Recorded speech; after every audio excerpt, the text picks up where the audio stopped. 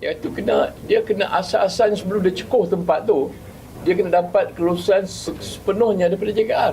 JKR adalah pemberi kelulusan dia. Dia satu jabatan yang memberikan kelulusan itu sebagai awal.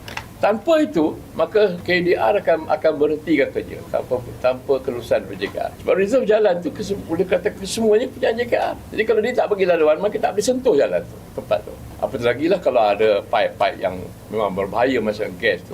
Lebih kita bagi perhatian. So punca utamanya sebelum mereka dapat nak buat kerja-kerja groundwork ni, dia kena minta kelulusan daripada permit. Dia kena buat permit. Dia kena ada permit daripada JKR. Tanpa permit, dia tak boleh masuk. So that is actually prime important kepada semua utility, termasuk juga agensi-agensi kerajaan. Dia nak buat pipe air ke, pipe gas ke, dia kena dapat kelulusan dan permit daripada JKR. Yang itulah pentingnya ada KDR kerjasama dengan JKR, sebab dia akan map out seluruh tempat-tempat yang mereka nak korek itu. Dia tahu apakah pipe-pipe ataupun kabel-kabel yang berada tersembunyi di bawah tanah.